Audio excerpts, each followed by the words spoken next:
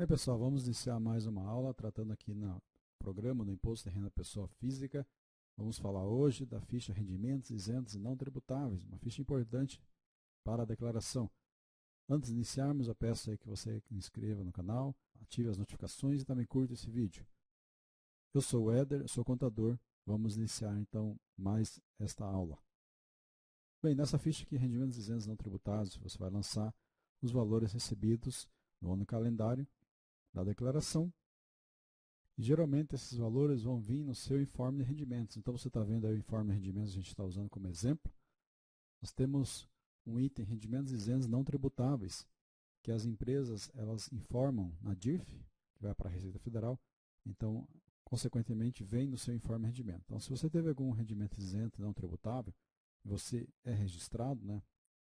Tem vínculo de emprego, você vai pegar seu informe e vai estar lá as parcelas isentas e não tributáveis e os valores. Por exemplo, nós temos algumas aqui no informe. A parcela isenta de proventos da aposentadoria, reserva, reforma e pensão, 65 anos ou mais. Você vai ver lá no programa que nós temos esse campo.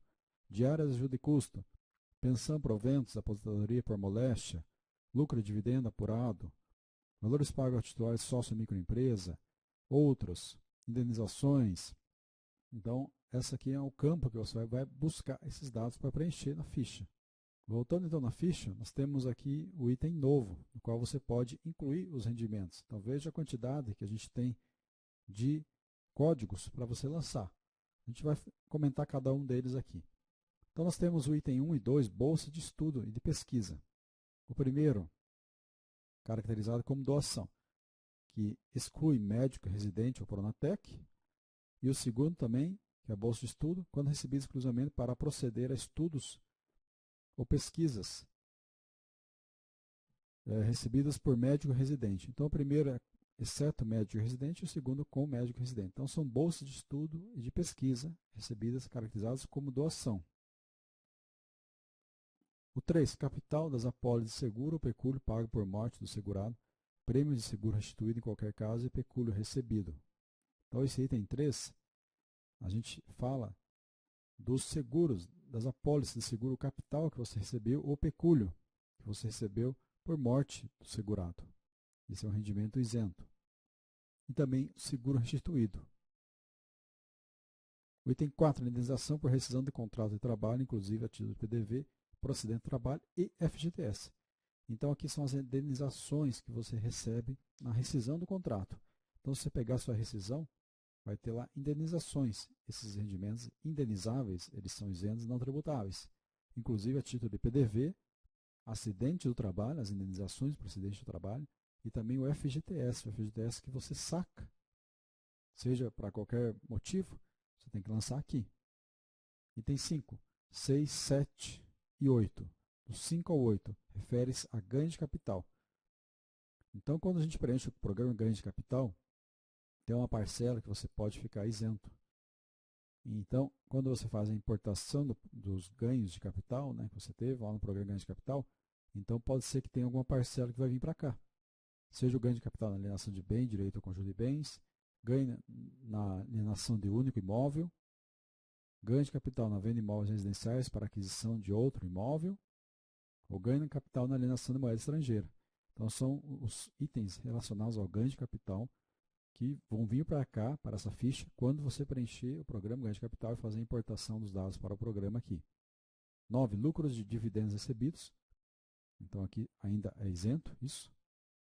10. Parcela isenta de proventos da aposentadoria, reserva remunerada, reforma e pensão, declarante com 65 anos ou mais.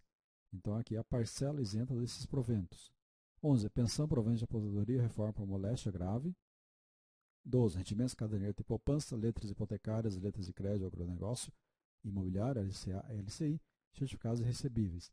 Aqui são os rendimentos de caderneta de poupança, letras hipotecárias, LCA e LCI, que são isentos. Então, isso você vai pegar, geralmente, no seu informe de rendimentos do banco. Se você tiver esses produtos, vai vir lá.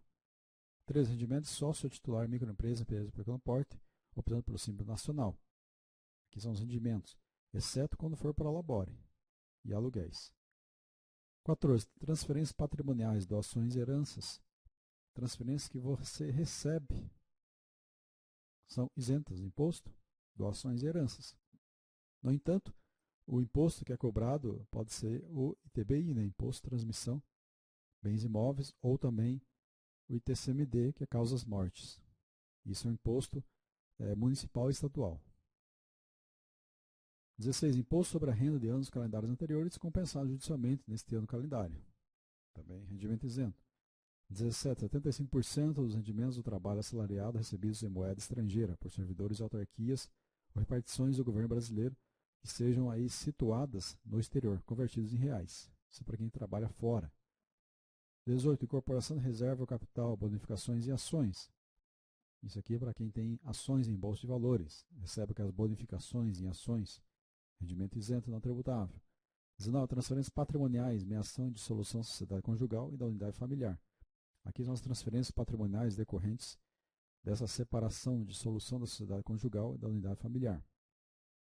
20. Ganhos líquidos em operações do mercado à vista de ações negociadas em bolsa de valores, aí quando até R$20.000, né? Então, quando você faz a apuração do ganho de capital na venda de ações, se você realizou dentro do mês operações que não sejam day trade, até 20 mil em cada mês, você fica isento daqueles ganhos líquidos. Ganhos líquidos de operações de ouro e ativo financeiro, até 20 mil também em cada mês. 22. Rendimento até o máximo 90% da prestação de serviço decorrente de transporte de carga com trator, máquina e terraplenagem. E o rendimento bruto é 40% prestação de serviço decorrente de transporte de passageiro. Então aqui, o 23.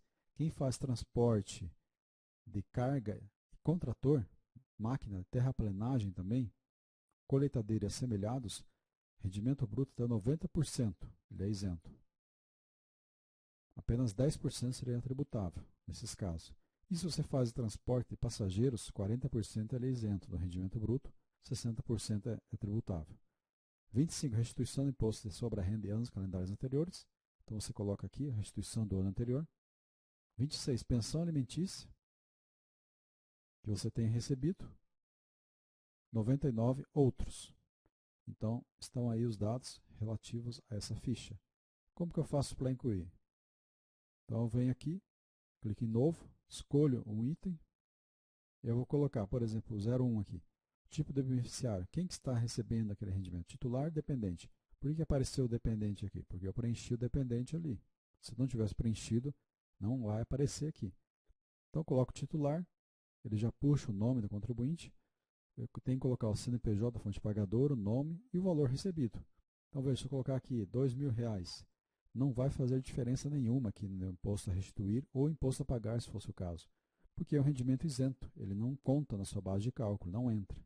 Se eu clicar novamente em novo, vamos colocar aqui um outro item, transferências patrimoniais, doações, tipo de beneficiário. Vamos supor que o dependente recebeu essa doação. Então eu pegaria o nome do dependente, que eu teria preenchido aqui, ele vai puxar aqui, CPF, CNPJ do doador ou do espólio, né? Conjunto de bens da pessoa que faleceu, nome do doador ou do espólio e o valor recebido. Suponhamos que foi aqui 5.000. Não tem influência nenhuma no imposto a restituir ou a pagar. Então você vai fazer os lançamentos. Vamos ver nosso exemplo aqui. Nós temos aqui, diárias, ajuda e custo, R$4.200. Então eu vim novo. Diárias, ajuda e custo. Tem aqui? Não tem. Não tem esse item. Então eu vim em outros. E aí eu vou colocar o tipo do beneficiário, titular, CNPJ, fonte, a descrição. Então aqui eu vou colocar diárias e ajuda de custo. Vou colocar as informações, que seriam aqui R$4.200, que é o rendimento isento. O outro aqui qual que é? Auxílio alimentação, rendimento isento. Então não tem também aqui nessa lista. Então eu vou vir em outros, coloco aqui titular, CNPJ, o CPF da fonte pagadora, o nome, descrição, né, que no caso aqui seria auxílio alimentação, e o valor que é R$800. Então, importante você lançar essas informações que estão no seu informe de rendimento, seja de uma ou mais fontes pagadoras que você trabalhou no ano calendário. Aí você coloca essas informações aqui, que eles vão ser incluídos na sua declaração, não vão influenciar no seu imposto a restituir ou a pagar. O que é importante lembrar é que que esse valor aqui ele aumentou os rendimentos isentos não tributáveis. Então, o limite de rendimentos isentos não tributáveis passou de 40 mil para 200 mil. Então, vamos supor assim, para ver se você é obrigado ou não declarar.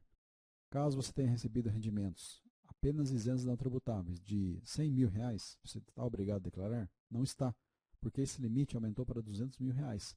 Então, se você apenas teve rendimentos isentos não tributáveis de 100 mil, você não estaria obrigado a declarar. Claro que você pode fazer a declaração, mas apenas por esse critério você não está obrigado. Agora, se superou 200 mil reais de rendimentos isentos não tributáveis, você fica obrigado a declarar, de qualquer forma, porque já entrou no limite superior à obrigatoriedade. Então é importante lembrar dos limites. Nós temos uma aula aí somente que fala sobre os limites de obrigatoriedade de entrega. Um deles é o rendimento isento, quando for superior a 200 mil.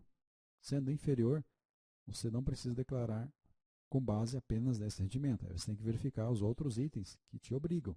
Seriam os rendimentos tributáveis, também os rendimentos da atividade rural, caso você tenha, ou a posse à propriedade de bens ou direitos.